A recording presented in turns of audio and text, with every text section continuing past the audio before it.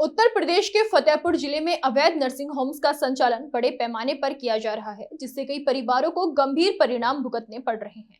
In nursing homes में लगातार किसी न किसी की मौत हो जाती है, लेकिन संचालक अक्सर मौत के मामलों को छुपाकर अपनी दागदार छवि को बचा लेते हैं।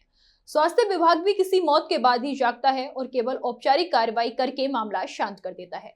यदि स्वास्थ्य विभाग संजीदगी से इन अवैध नर्सिंग होम्स के खिलाफ कार्रवाई करता है तो न जाने कितनी जिंदगी बच सकती है। फतेहपुर जिले के सदर कोतवाली क्षेत्र में एक दर्दनाक मामला सामने आया। यहाँ एक परिवार ने अवैध नर्सिंग होम के कारण अपना नवजात शिशु खो दिया। अनुज साहू, जो जिले के एक मोहल्ले के निवासी हैं, अपनी पत्नी को प्रसव के लिए घर की आशा बहू के कहने पर जिला अस्पताल लेकर गए थे। हालांकि अस्पताल में नॉर्मल डिलीवरी के बजाय उन्हें ऑपरेशन के लिए रेफर कर दिया गया। बाद में उस आशा बहू के कहने पर अनुज अपनी पत्नी को फतेहपुर शहर के मुस्लिम इंटर कॉलेज के पास स्थित अपूर्वा नर्सिंग होम में ले गए। यहाँ उन्हें भरोसा दिलाया गया कि प्रसव सामान्य होगा। पीड़ित से पैसे लिए गए और अन्य सामान मंगवाया गया।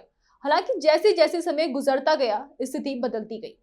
कभी नॉर्मल डिलीवरी की बात की जाती तो कभी ऑपरेशन की, जिसके बाद प्रसूता ने एक बच्चे को जन्म दिया। लेकिन दुर्भाग्यवश नर्सिंग होम में संसाधनों की कमी के कारण नवजात शिशु की मौत हो गई।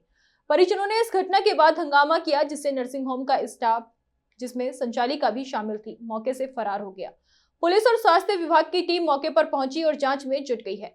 स्वास्थ्य विभाग ने नर्सिंग होम को सीज कर दिया है। वहीं पुलिस ने संचालिका को हिरासत में लेकर पूछताछ शुरू कर दी है। भैया, मेरे मिसेज को नॉर्मल डिलीवरी होनी थी, ठीक है। नॉर्मल डिलीवरी के लिए मैं सरकारी अस्पताल में गया। सरकारी अस्पताल अपनी मर्जी से नहीं गया। आशा बहू जो भी पीएम मोदी जी का जो भी है, आशा बहू की सुख सुविधा से मैं आशा बहू को मतलब औरत को बुला के मैं वहाँ पे गया। ठीक, इन्होंने क्या बोला कि अब नॉर्मल मतलब वहाँ पे हम रात भर रहे। सुबह हम लोग आए तो इनसे हम पूछ रहे थे कि मैडम जी, अगर नॉर्मल नहीं हो रहा है तो कोई अगर प्राइवेट अस्पताल हो तो हमको बताइए, नहीं तो हम अपने वाले अस्पताल लेके चले। तो बोलती है कि नहीं, एक अस्पताल मेरे जान पहचान का है, वहाँ पे आराम से नॉर्मल हो जाएगा। ठीक है। उसके बाद मैं इनकी मर्जी से मैं इस अपूर्वा हॉस्पिटल पे आया हूँ, MIC के सामने। ठीक है। यहाँ पे आया तो कोई व्यवस्था नहीं थी। ऑपरेशन यहाँ होता नहीं है, डिलीवरी के चांस थे। ठीक है। उसके बाद इन्होंने क्या किया, ऑपरेशन बोलते हैं हमारे यहाँ ऑपरेशन नहीं होता, ऑपरेशन होता है कहीं और, मतलब तीसरी जगह पे होता है। आप रिक्शा बुलवाइए, मैंने रिक्शा बुलवाया, फिर बोलती है रिक्शा भेज दीजिए, नॉर्मल डिलीवरी हो गई है, हो रही है, हम नॉर्मल करवा देंगे। ठीक। उसके बाद जब नॉर्मल डिलीवरी इन्होंने करवाया तो उसमें भी इन्होंने फाड़ के ही करवाया, बिल्कुल ऑपरेशन की जैसे। क्योंकि अगर ऑपरेशन नहीं हुआ होता तो फिर इनके टाँके क्यों लगते। फाड़ने के बाद इन्होंने टाँके बांध दिए उसमें। इसकी वजह से मेरे बच्चे की जान चली गई। कितना पैसा इन्होंने सबसे पहले मुझसे 500 रुपए लिया, उसके बाद फिर मुझसे 3500 रुपया लिया।